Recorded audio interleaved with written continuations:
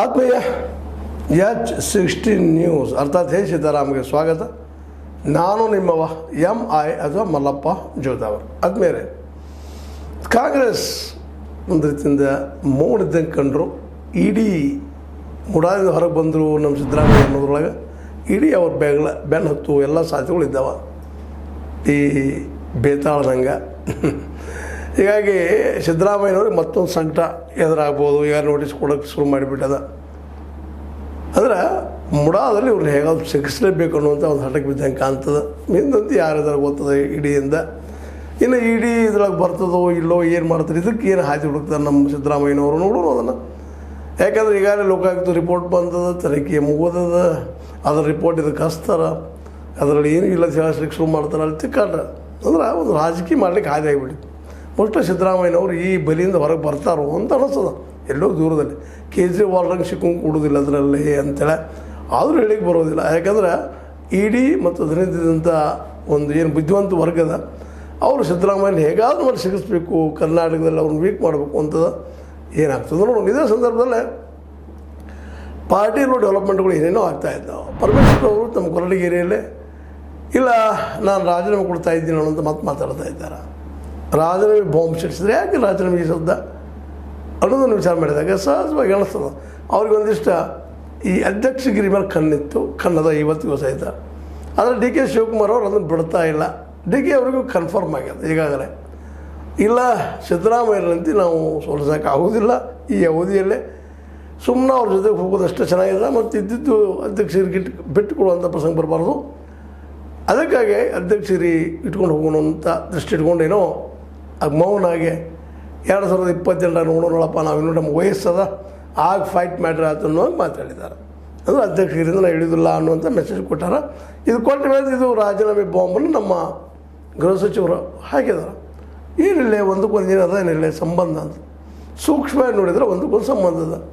ಯಾಕಂದ್ರೆ ಗೃಹ ಸಚಿವರಿಗೆ ಈಗ ಅಧ್ಯಕ್ಷಗಿರಿ ಮೇಲೆ ಕಣ್ಣ. ಯಾಕಂದ್ರೆ 2028 ಮುಖ್ಯಮಂತ್ರಿ ಆಗಬೇಕಾಯ್ತಪ್ಪ ಅಂದ್ರೆ ಸಹಜವಾಗಿ ಅಧ್ಯಕ್ಷದವ್ರು ಆಗ್ತಾರೋ ಅನ್ನುವಂಥದ್ದು ಸಂಪ್ರದಾಯ. ಅದರಿಂದ ಆಗಿಲ್ಲ ಮತ್ತು ಬೇರೆ. ಆದರೆ ಸಿದ್ದರಾಮಯ್ಯ ಮಟ್ಟಕ್ಕೆ ಎತ್ತರ ಬೆಳೆದಂಥ ಒಂದು ವ್ಯಕ್ತಿತ್ವ ಅಲ್ಲ ಪರಮೇಶ್ವರ್ ಅವ್ರದ್ದು ಅನ್ನೋದು ಅಷ್ಟೇ ಮುಖ್ಯದ. ಹೌದು, ಒಂದು ದಲಿತರಲ್ಲೇ ಅಥವಾ SCಗಳಲ್ಲೇ ಒಂದು ಒಳ್ಳೆಯ ಲೀಡರ್ ಹೌದು, ಅವ್ರನ್ನ ಗುರುತಿಸ್ತಾರ ಅಂತೇಳಿ. ಅದಕ್ಕೆಲ್ಲ ಖರ್ಗೆ ಅವರು ಇದ್ದಾರೆ. ಹೀಗಾಗಿ ಸಿದ್ದರಾಮಯ್ಯರಷ್ಟು ಎತ್ತರದ ನಾಯಕತ್ವ ನಮ್ಮ ಜಿ ಪರಮೇಶ್ವರರಲ್ಲಿಲ್ಲ. ಅದಕ್ಕೆ ಅವ್ರೀಗ ನಮ್ಮ ಏನಪ್ಪ ಅಂತಂದ್ರೆ ಈ ಡಿ ಕೆ ಶಿವಕುಮಾರ್ ಅವರನ್ನು ಬದುಕಿ ಸರಿಸ್ಬೇಕಾಯ್ತಪ್ಪ ಅಂತಂದ್ರೆ ಅವರು ಅಧ್ಯಕ್ಷರಿಂದ ಇಳಿಸಿದ್ರೆ ಮಾತ್ರ ಸಾಧ್ಯ ಅನ್ನೋದು ಅವ್ರಿಗೆ ಕನ್ಫರ್ಮ್ ಅದ. ಆದರೆ ಮಾಡೋದು ಹೆಂಗೆ ಅದನ್ನು ತುರ್ತಂತೆ ಸಿದ್ದರಾಮಯ್ಯನವರು ಬಚಾವಾಗಿದ್ದಾರೆ. ಇನ್ನು ಇಡಿ ನೋಡ್ಬೇಕು ಏನು ಮಾಡ್ತದೆ. ಇಡಿ ರಿಪೋರ್ಟ್ ಬಂದು ಅದು ಟೈಮ್ ತೊಗೊಂಡು ಅಥವಾ ದಿನಗಳು ದಾಟಿ ಹೋಗ್ತಾವ. ಆ ಮಧ್ಯಾಹ್ನ ಬಂದರೆ ಅವ್ರ ಮೇಲೆ ತನಿಖೆ ಮಾಡಿದ್ದು ಫಿಕ್ಸ್ ಆದರೂ ಸಹಿತ ಟೈಮ್ ತೊಗೊಳ್ತದೆ. ಅದಕ್ಕೆ ಮತ್ತು ಇನ್ನೊಂದು ಕೋರ್ಟ್ ಅದ, ಮತ್ತೊಂದು ಕೋರ್ಟ್ ಅದ, ಕೋರ್ಟ್ ಮೇಲೆ ಕೋರ್ಟ್ ಹೋಗ್ತದೆ. ಹೀಗೆ ದೂರ ಆಗ್ತಾ ಹೋಗ್ತದೆ. ಇದಕ್ಕಾಗಿ ಇವತ್ತು ಡಿ ಕೆ ಶಿವಕುಮಾರ್ ಇದನ್ನೆಲ್ಲ ಲೆಕ್ಕ ಹಾಕೊಂಡ್ರೆ ಏನು ಮಾಡಿದ್ದಾರಪ್ಪ ಅಂದ್ರೆ ಈ ಸಹವಾಸ ಬೇಡಪ್ಪ, ಈಗ ನಾವು 2028 ನೋಡೋಣ ಅಂತೇಳಿ ಅವ್ರಿಗೂ ಅದ. ಬಟ್ ಅದೇ ಕಾಲಕ್ಕೆ ನಮ್ಮ ಸತೀಶ್ ಜಾರಕಿಹೊಳಿ ಅವ್ರ ಸತಿ 2028 ನಾನು ಒಬ್ಬ CM ಕ್ಯಾಂಡಿಡೇಟ್ ಅಂತೇಳಿ ಹೇಳಿಕೆ ಕೊಟ್ಟಿದ್ದು. ಅವ್ರಿಗೆ ಸಾಕಷ್ಟು ಗೊಂದಲಿದ್ರು. ಅವ್ರು ಯಾರು ಸಿದ್ದರಾಮಯ್ಯರಷ್ಟು ಬಲಿಷ್ಠ ಆಗಲಿಕ್ಕಿಲ್ಲ ಅನ್ನೋಂಥ ದೂರದ ನಂಬಿಕೆ ಮತ್ತು ವಾಸ್ತವವಾಗಿ ಸತ್ಯನ ಹೋದದು. ಹೀಗಾಗಿ ಡಿ ಕೆ ಅವ್ರಿಗೆ ಒಂದು ಇವ್ರನ್ನ ನಾವು ಎಲ್ಲೂ ಮುನಿಸ್ಬಹುದು ಅನ್ನುವಂಥ ಧೈರ್ಯ ಅದ.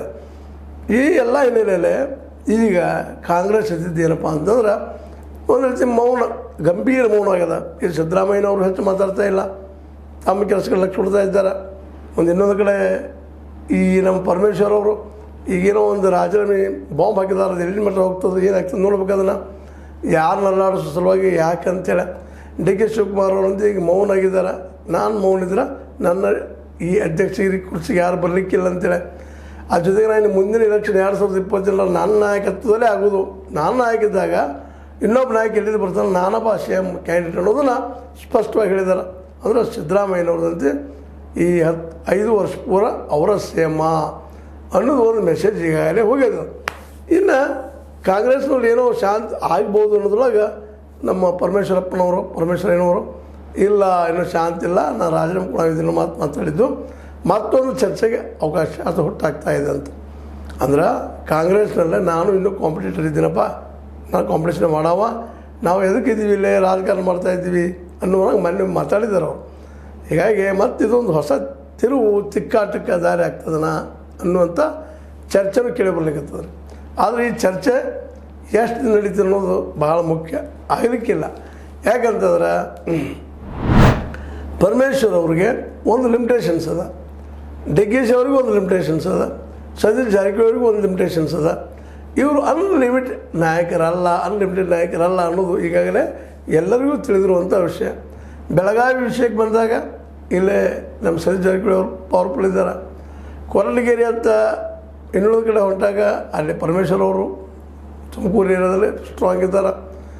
ನಮ್ಮ ಡಿ ಕೆ ಶಿವಕುಮಾರ್ ಆದರೆ ಬೆಂಗಳೂರು ಸುತ್ತಮುತ್ತ ರಾಮನಗರ ಅಲ್ಲಿ ಪವರ್ಫುಲ್ ಇದ್ದಾರೆ. ಹೀಗೆ ಒಂದೊಂದು ಏರಿಯಾದಲ್ಲಿ ಇವರು ತಮ್ಮ ತಾವು ಗುರುತಿಸ್ಕೊಂಡು ಒಂದು ನಾಯಕತ್ವವನ್ನು ಮೆರೆದಂಥವ್ರು. ಇಡೀ ರಾಜ್ಯದ ಒಬ್ಬ ನಾಯಕರಪ್ಪ ಅಂತ ಇನ್ನೂ ಐಡೆಂಟಿಫೈ ಆಗಿಲ್ಲ. ಅದು ಆಗುವ ಸಮಯಗಳು ಸಮೀಪದಲ್ಲಿ ಬರ್ಬೋದು. ಯಾಕೆಂದರೆ ಮನುಷ್ಯಗೆ ಅನುಭವ ಆದಾಗ ಅದು ಬೆಳೀತಾ ಹೋಗ್ತದೆ. ಈ ನೆಲೆಯಲ್ಲೇ ಇವತ್ತು ಕಾಂಗ್ರೆಸ್ನಲ್ಲೇ ಸ್ವಲ್ಪ ಅಧ್ಯಕ್ಷ ಆಗೋ ಸಲುವಾಗಿ ತಿಕ್ಕಾಟ ಈಗ ನಿಧಾನಕ್ಕೆ ಆದರೂ ಒಳಗೆ ಜೋರದ. ಅದರಲ್ಲೂ ಪರಮೇಶ್ವರಯ್ಯನವರು ನಾ ಯಾಕೆ ಆಗಬಾರ್ದು ಅಧ್ಯಕ್ಷ, ಅದಾದ್ರೂ ನನಗೆ ಮುಂದಿನ ಒಂದು ಇಲೆಕ್ಷನ್ದಲ್ಲಿ ನಾಯಕತ್ವ ಬರಲಿಕ್ಕೆ ಸಾಧ್ಯದ ಮತ್ತು ನನ್ನ ನೇತೃತ್ವದಲ್ಲಿ ಅದು ನಾನು ಸೇಮ್ ಆಗ್ಬೋದು ಅಂತೇಳಿ ಒಂದು ರೀತಿಯಿಂದ ಇಲ್ಲಿವರೆಗೆ Siddaramaiah versus D K C ಇದ್ದಿದ್ದು ಈ ನಿಧಾನಕ್ಕೆ Parameshwar versus D K C ಆಗೋ ಸಾಧ್ಯತೆಗಳು ಹೆಚ್ಚಾಗಿದ್ದಾವೆ. ಈ ಹೆಚ್ಚಾಗೋದ್ರಿಂದಾಗಿ ಪಾರ್ಟಿಯಲ್ಲಿ ಇನ್ನಷ್ಟು ನಮ್ಮದು ಹೆಚ್ಚಾಗ್ಬೋದಾ, ಪಾರ್ಟಿ ಏನಾದರೂ ಒಡಕಿನ ಹೋಗ್ಬೋದಾ ಅದು ವಿಚಾರ ಮಾಡಿದಾಗ ಅಂಥದ್ದೇನು ಆಗಲಿಕ್ಕಿಲ್ಲ. ಆದರೆ ಅವರವ್ರು ತಮ್ಮ ಶಕ್ತಿ ಪ್ರದರ್ಶನ ಮಾತ್ರ ಮಾಡೋದು ನಿಲ್ಲಿಸಲಿಕ್ಕಿಲ್ಲ. ಬಟ್ ಆದರೂ ಹೈಕಮಾಂಡ್ ಇವತ್ತು ವಿಚಾರ ಮಾಡಿದಾಗ, ಅದರಲ್ಲೂ ಮೊನ್ನೆ ಹೈಕಮಾಂಡ್ ನಮ್ಮ ಖರ್ಗೆ ಅವರು ಸ್ಪಷ್ಟ ಹೇಳಿಬಿಟ್ರು, ಇಲ್ಲ ಮುಂದೆ ನೀನಪ್ಪ ಅಧ್ಯಕ್ಷ ಇವರಿಗೆ ಡಿ ಕೆ ಸಿ ಅವ್ರಿಗೆ, ಮತ್ತೆಲ್ಲ ನಿಮ್ಮನ್ನೇ ಇಳಿಸೋದಿಲ್ಲಪ್ಪ ಈಗ ತುರ್ತಕ್ಕೆ ಅನ್ನುವಂಥ ಮೆಸೇಜನ್ನು ಸಿದ್ದರಾಮಯ್ಯ ಕೊಟ್ಟಿದ್ದರಿಂದಾಗೆ ಸಿದ್ದರಾಮಯ್ಯ ವರ್ಸಸ್ ಡಿ ಕೆ ಸಿ ಅನ್ನುವಂಥ ಸ್ವಲ್ಪ ಈಗ ಬದಲಾದಂಗೆ ಕಾಣ್ತದೆ. ಮತ್ತು ಇದು ನಮ್ಮ ಸಿದ್ದರಾಮಯ್ಯಗೂ ಬೇಕಾಗಿದ್ದಿಷ್ಟ. ಇಂಥ ಸಂದರ್ಭದಲ್ಲಿ ಮತ್ತು ಇಡೀ ಒಂದು ಮೇಲೆ ಹಚ್ಚಿಬಿಟ್ಟದು ಇವತ್ತು. ಮತ್ತು ಒಂದು ಆತಂಕ ಮತ್ತು ಅಧಿಕಾರಕ್ಕೆ ಏನು ಆಗ್ಬೋದು ಅನ್ನೋ ಭಯ ಅವರಲ್ಲಿ ಮೂಡಲಿಕ್ಕೆ ಶುರುವಾಗ್ಯದ. ಒಟ್ಟಾರೆಯಾಗಿ ಕಾಂಗ್ರೆಸ್ ನೆಮ್ಮದಿಯಿಂದ ಆಡಳಿತ ಮಾಡಲಿಕ್ಕೆ ಬಿ ಜೆ ಪಿ ಕೊಡ್ತಾ ಇಲ್ಲೋ ಅಥವಾ ಕಾಂಗ್ರೆಸ್ನೊಳಗಿನವರ ಕಾಂಗ್ರೆಸ್ಸಿಗೆ ಒಳ್ಳೆ ಆಡಳಿತ ಮಾಡಲಿಕ್ಕೆ ಬಿಡ್ತಾ ಇಲ್ಲವೋ ನೋಡ್ಬೇಕು. ಒಟ್ಟಿನೆಲ್ಲ ಇದರಿಂದಾಗಿ ಜನರಿಂದ ದೂರ ಸರಿಯುವಂತಹ ಒಂದಿಷ್ಟು ಅವಕಾಶಗಳು ಹೆಚ್ಚಾಗ್ತಾವೆ. ಈಗ ಮುಖ್ಯ ಆಗಬೇಕಾಗಿದ್ದು ಕೆಲಸಗಳು ಈಗಾಗಲೇ ಸಿದ್ದರಾಮಯ್ಯವರಿಗೆ ಹಲವು ಸಂದರ್ಭಗಳಲ್ಲಿ ಹೇಳಿದಂಥ ಮಾತುಗಳಿವು. ಈಗ ಮುಖ್ಯವಾಗಿ ರೈತರ MSP ಕಾನೂನು ಮಾಡುವಂಥದ್ದು, ಅದರ ಜೊತೆಗೆ ಈಗಾಗಲೇ ಜಾತಿಯ ಗಣತಿ ಮಾಡಿದ್ದಾರೆ. ಆ ಗಣತಿಯನ್ನು ಪಬ್ಲಿಷ್ ಮಾಡಿ ಅದರಂತೆ ರಿಸರ್ವೇಷನ್ ಹೆಚ್ಚು ಮಾಡುವಂಥ ಎಲ್ಲ ಕೆಲಸಗಳು ಅವ್ರು ಮುಂದಿದ್ದಾವೆ. ಇದನ್ನು ಮಾಡ್ತಾರೆ ಇವೆರಡು ತರೂ ಅನ್ನುವಂಥ ದೊಡ್ಡ ಹೆಚ್ಚು ಪ್ರಶ್ನೆ. ಯಾಕೆ ಇಷ್ಟೊಳಗೆ ಮಾಡಬೇಕಾಗಿತ್ತು ಅಂದರೆ ಯಾವುದನ್ನಾದರೂ ಇನ್ನೂ ಮಾಡಿಲ್ಲ, ಮುಂದೆ ಮಾಡ್ತಾರೋ ಅನ್ನುವಂಥ ಭರವಸೆ ಇಟ್ಕೊಂಡು ನಾವು ಮಾತಾಡ್ತಾ ಇದ್ವಿ. ಆದರೆ ಸಿದ್ದರಾಮಯ್ಯನವರು ಯಾವ ಫೋರ್ಸಲ್ಲಿ ಹೋಗ್ಬೇಕಾಯ್ತು ಮುಂದೆ ಹೋಗ್ತಾ ಇಲ್ಲ. ಮೋಸ್ಟ್ ಪ್ರಾಬಲಿ ಇಲ್ಲಿ ಒಕ್ಕಲಿಗೆ ಮತ್ತು ಲಿಂಗಾಯತ್ ಲಾಬಿಗೆ ಅವರೊಂದಿಷ್ಟೇನೋ ಬೆದರಿದಂಗೆ ಅಂತಾರೆ. ಅದನ್ನು ಮೀರಿ ಹೋಗೋದು ಕಷ್ಟ ಅಂತ ಮೌನ ವಹಿಸಿದಾರೋ ಏನೋ ನೋಡಬೇಕು. ರಾಜಕೀಯ ಅಂತರಂಗದಲ್ಲಿ ಏನು ನಡೀತಾ ಇರ್ತಾವೆ ಅಂತೇಳಿ ಈಗ ಮಾತ್ರ ಸಿದ್ದರಾಮಯ್ಯ ಶೇಪ್ ಇದ್ದರೂ ಸಹಿತ ಇಡೀ ಅವರ ಪೆನ್ ಹಚ್ಚಿಕೊಳ್ತದೆ.